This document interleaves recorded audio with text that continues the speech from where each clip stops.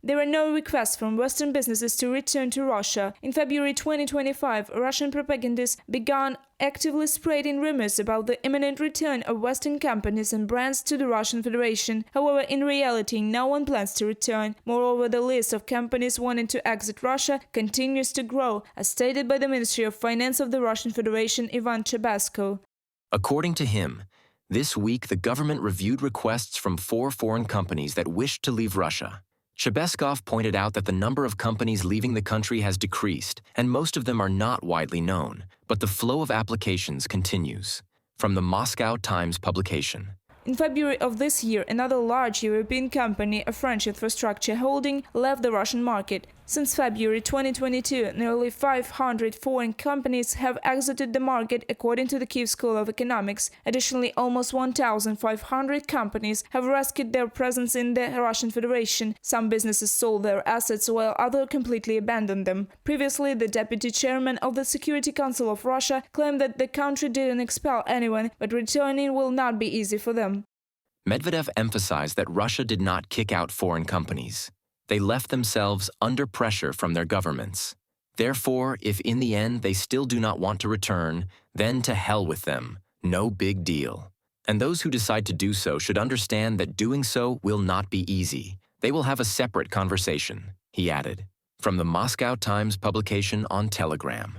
At the beginning of March, journalists from the Bell reached out to representatives of corporations that, according to the Kyiv School of Economics, were the largest by revenue among those who left the Russian market after the start of the war. 21 companies responded, including leading manufacturers of automobiles and electronics, oil service companies, and chemical industrial enterprises. Not a single positive response was received. All of them stated that they do not plan to return to Russia. The repurchase of assets through an option will only be considered in the event of fundamental and long-term changes in the geopolitical situation. At this point, we do not see that happening, stated Henkel and Nissan for the Bell publication. When it became clear that Western businesses had no intention of returning, Putin moved to threats. Companies that left under domestic political pressure and sold their assets at a throwaway price should not be allowed to repurchase for the same small sum, Putin said. He also cautioned Russian business that Western sanctions on Russian individuals and businesses were not temporary, and that even if they were eased, other obstacles to doing business would be thrown up. From Reuters publication. Due to Western restrictions and significant investments in the military-industrial complex, economists are observing a crisis in all sectors of the aggressor country's economy. Since the beginning of Russia's full-scale invasion of Ukraine, the Kremlin has spent 20 trillion rubles on weapons production and contractor payments. As a result, the budget deficit has reached 10 trillion rubles, and to cover it, the government has used 2/3 of the National Welfare Fund's available funds. 8 триллионов. 8 trillion they paid out in the first 2 months of the year. Last year, it was 6. And what is 8 trillion rubles is about 40% of the pre-war budget of the 21st year. They already spent half of Russia's pre-war budget in the first 2 months. War requires a huge increase in spending all the time. At the same time, oil revenues are shrinking.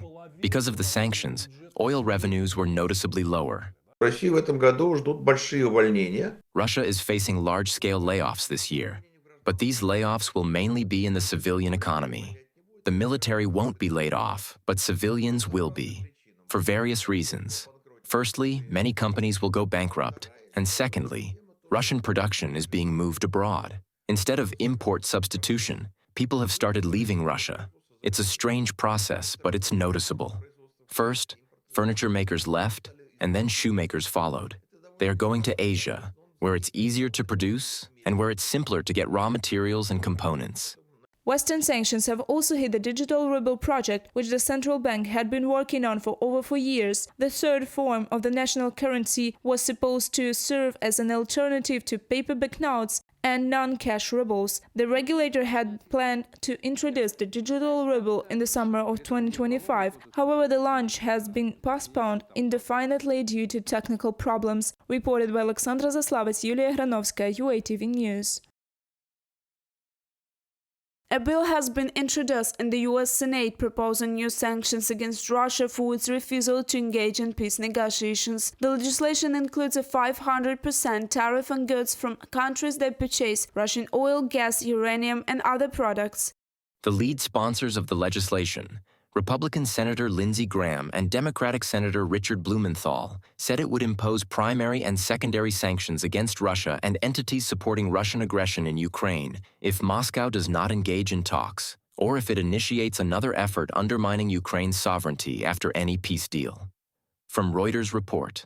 The bill has the support of 50 out of 100 U.S. senators, 25 Republicans, 24 Democrats, and 1 independent. 4 members of Congress, 2 Republicans and 2 Democrats, have already agreed to introduce the bill to the House of Representatives. This bill is a rare example of bipartisan support in the U.S. Congress and comes amid President Donald Trump's frustration over Putin's delays in reaching a ceasefire agreement.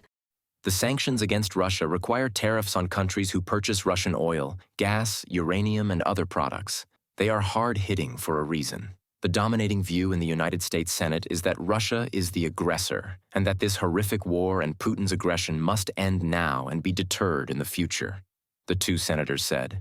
From Reuters report. The bill includes both primary and secondary sanctions targeting Russia and entities support Kremlin aggression against Ukraine. Earlier, the US president stated that Putin is deliberately delaying talks on a ceasefire in Ukraine, and therefore he plans to impose aggressive sanctions on Russia, which may affect its shadow fleet. Perhaps this irritation will increase. Trump will understand that Putin is playing his favorite game, breaking issues into smaller parts and trying to delay discussions about something or someone or whatever by making new demands. Tired of this, Trump may eventually decide to apply pressure on Russia. The best response to Russia's delays from Putin would certainly be to increase support for Ukraine, directly by providing weaponry. The president of Finland, Alexander Stubb, has expressed support for the sanctions package against the Russian Federation proposed by US senators, stating that maximum pressure on Russia is the best way to stop the war in Ukraine. Stubb is convinced that without maximum pressure, Russia will continue its delaying tactics and the war will persist in the near future. The best way to stop Russia's war of aggression is to maximize the pressure on Moscow. I welcome the bipartisan sanctions package proposed by Lindsey Graham and Richard Blumenthal in the U.S. Senate. It is ambitious. This package, combined with a clear deadline for an unconditional ceasefire, is a step towards a just and lasting peace. Alexander Stubb, president of Finland, on X social network. Meanwhile, Russia is ignoring any ceasefire agreements and continues to attack Ukraine's energy infrastructure. In recent days, the Odessa, Sumy, and Kharkiv regions have been targeted. The shelling of frontline areas continues. Such a systematic and constant nature of Russian strikes clearly shows that Moscow despises the diplomatic efforts of its partners. Putin does not want to ensure even a partial ceasefire. New and tangible pressure on Russia is needed to put this war on a course to completion. We should not wait until April 11th, when it will be a month since Russia said no to the American proposal for a ceasefire. We must act as soon as possible. We are ready to work with all our partners in America, Europe, and the world in the most constructive way possible to achieve such a necessary result, a dignified and lasting peace. Volodymyr Zelensky, President of Ukraine, in Telegram post. Ukraine is interested in a more intensive dialogue with the US and insists that there is no pressure on Ukraine. This was stated by Ukrainian Minister of Foreign Affairs Andriy Sybiha. According to the minister, Ukraine currently sees a great opportunity to accelerate efforts aimed at achieving a just peace. Reported by Alexandra Zaslavets, Victoria Smirnova, UATV News.